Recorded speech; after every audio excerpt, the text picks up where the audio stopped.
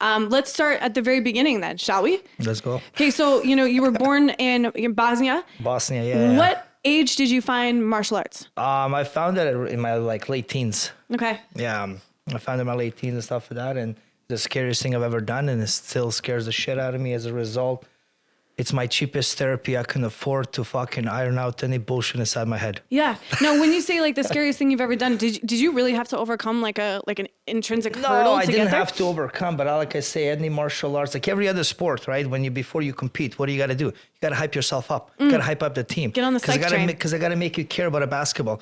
I ain't got to make you care about your safety. So it's the only sport you ask athletes to calm down.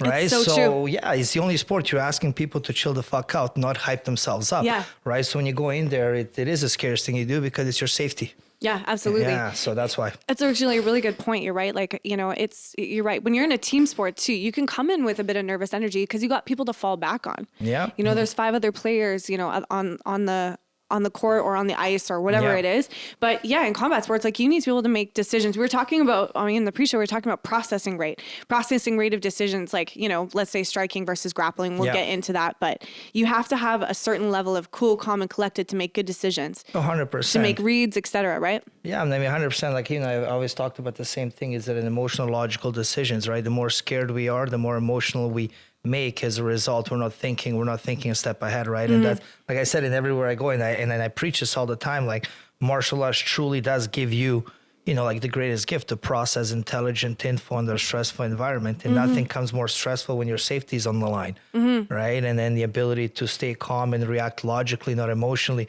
is a huge gift you can give to anybody. So. Yeah. And I think even non-fight fans who maybe or like don't know the intricacies because they haven't been on the other side of it can see that play out. Like, everyone's watched a fight when they know someone has reacted emotionally or gone in emotionally, and you're right, it usually goes very badly. Well, even in like if you spar or even if you roll one round, they get to know who you are better than going on 10 coffee dates, right? Because you all know who the asshole is off the mat. He's an asshole on the mat. Who's a nice guy off the mat? He's a nice guy on the mat. So if you roll, let's say jiu-jitsu, you kind of get to see your core values under pressure. You know what I mean? How do you abuse the power if somebody's better than you, if you're better than somebody, so your true personality comes out, right? So I really get to know you like on the mats way more better, more intimately than I do ever off the mats. Yeah. So what has martial arts taught you about yourself? It's not that it teaches you anything, at least for me. I mean, it teaches you everything. Let me put it that way, right? It teaches you everything, but it's a good tool to iron out any bullshit, right? If you think, if you think you're working hard and you're tough and you step on the mats with the professionals or guys at the higher level and stuff, they kind of exposes the bullshit you build within yourself to make yourself look successful, right? And if you think you're tough, then go wake up 6 a.m, go for a run, step in the cage, do the dieting, make the weight cut.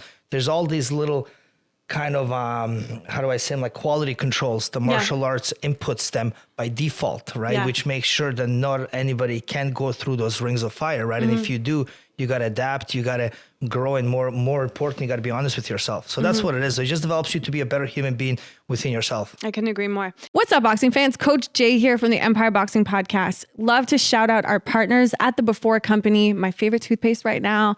If you go online and make an order between now and December 31st, using the code EMPIRE in all caps, you will get a free tube of toothpaste sent with your order. So be sure to hit up that promotion, and we will see you next time.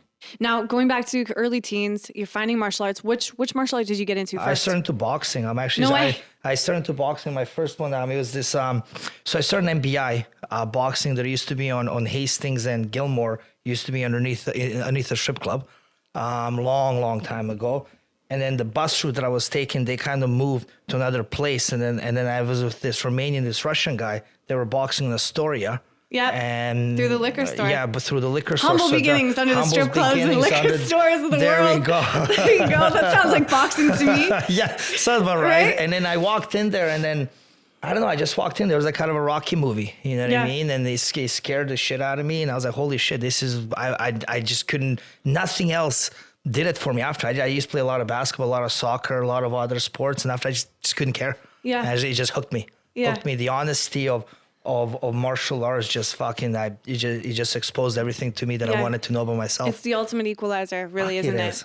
Now, okay, so you started in boxing. Did you know right away that you wanted to go and fight competitively? No, but one thing I'm good at is like a bullshit meter. I have a hard time bullshitting myself. So I was like, so I got into boxing, never did anything. I really enjoyed it.